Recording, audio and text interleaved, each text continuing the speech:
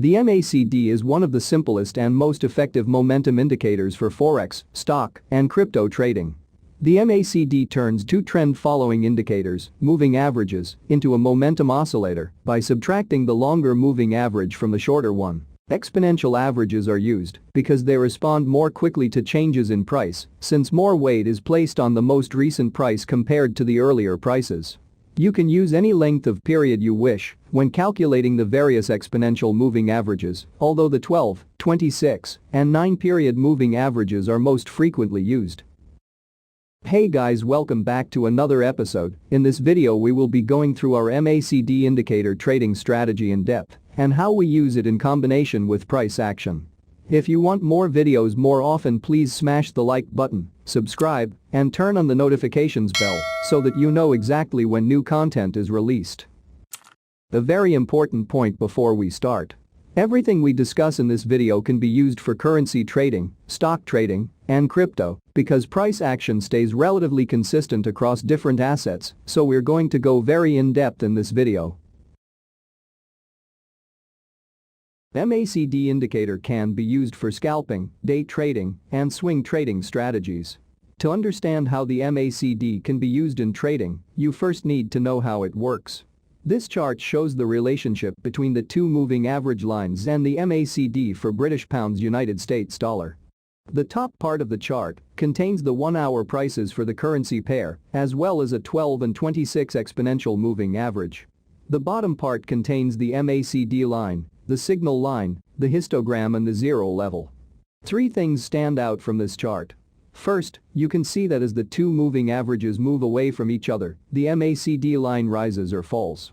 Second, you can see that, when the two moving averages cross, there is a corresponding crossing of the zero level by the MACD line. Third, when the signal line and MACD line averages cross, there is a corresponding crossing of the zero level by the MACD histogram. What I personally like about the MACD trading strategy is the indicator has a built-in filter for trade signals. This filter is easy to apply to any chart. If the MACD is below the zero line, do not open any long positions when the MACD below the zero line. Conversely, if the MACD indicator is above the zero line, do not open any short positions. So, how this indicator works? When the MACD indicator is plotted on a chart, the most important aspect is the interaction between the two lines, as well as their positions relative to the zero line. When the MACD line is above the zero line, it indicates that the shorter period moving average is above the longer period moving average, which in turn indicates that the market is bullish. When the MACD line falls below the zero line, the shorter period moving average is less than the longer period moving average, indicating that demand is more bearish than it was in the past. If the fast line is above the slow line, MACD histogram is positive and plotted above the zero line, suggesting a bullish bias. On the other hand, if the fast line is below the slow line, MACD histogram is negative and plotted below the zero line, indicating a bearish momentum. In general, MACD indicators are used in one of three ways: crossovers, overbought-oversold conditions, or divergences. The MACD is seen as an effective indicator, especially in trending markets. The MACD crossover occurs when the MACD line and the signal line intercept, often indicating a change in the momentum or trend of the market.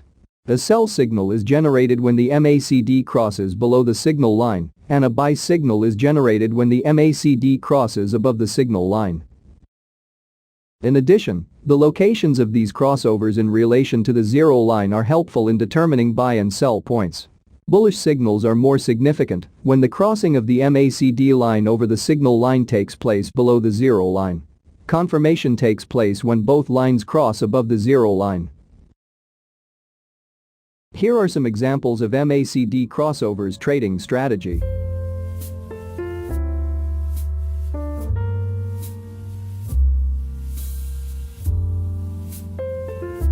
Just like moving average crossover, using the MACD in this way makes it a lagging indicator, which means that it makes use of previous price action data.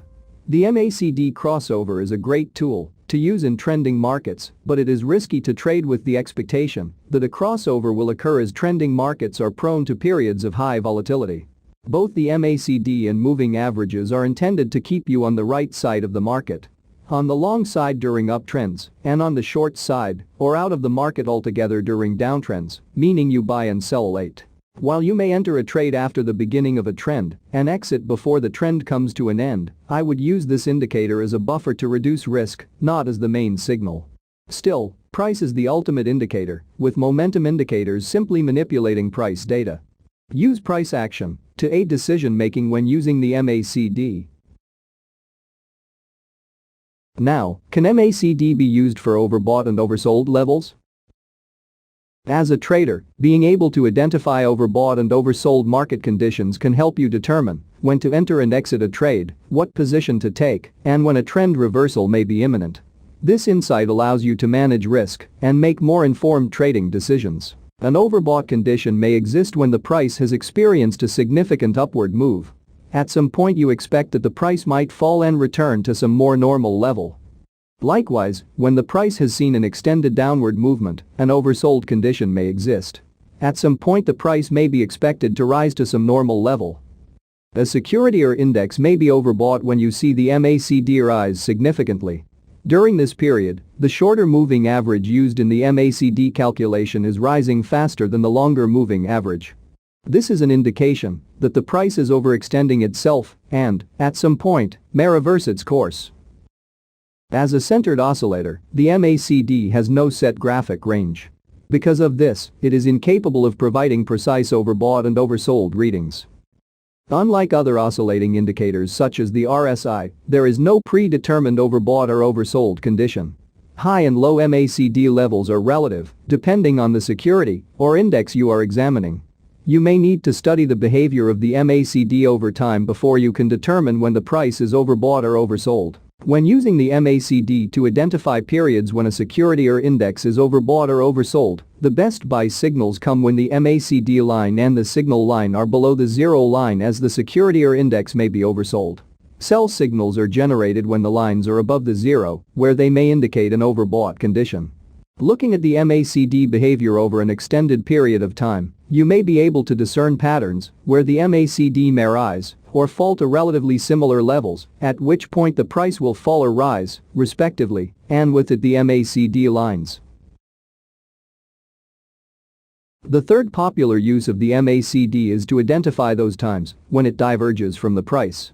MACD divergence is discussed in most trading books and frequently cited as the reason for trend reversals or why a trend could reverse. In hindsight, divergence looks great. Many examples can be found where a reversal was preceded by MACD divergence. A divergence occurs when the trend of the price does not agree with that of the indicator. In other words, an indicator trends in one direction while the price goes another or does not go in the same direction. MACD divergences tend to preface a reversal in the current price trend. Bullish divergence occurs when the price is making lower swing lows while the indicator is making higher lows. It is meant to show that selling momentum is slowing and that the downtrend is more susceptible to a reversal.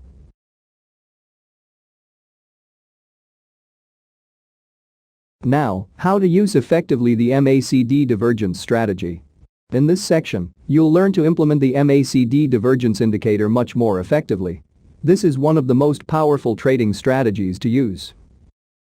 You can use the MACD histogram to search for divergences, but also the MACD line and the signal line.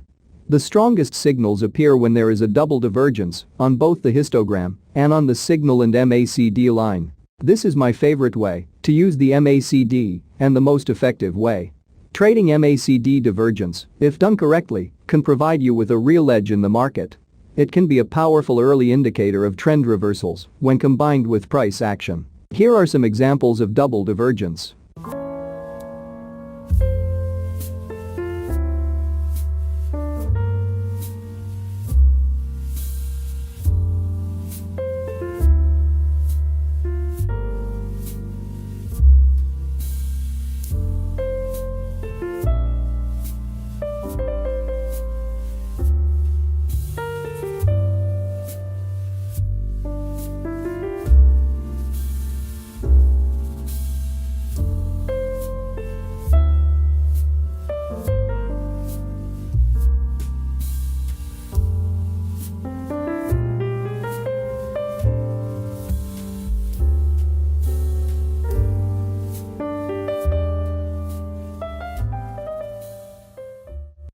Now, regarding time frame.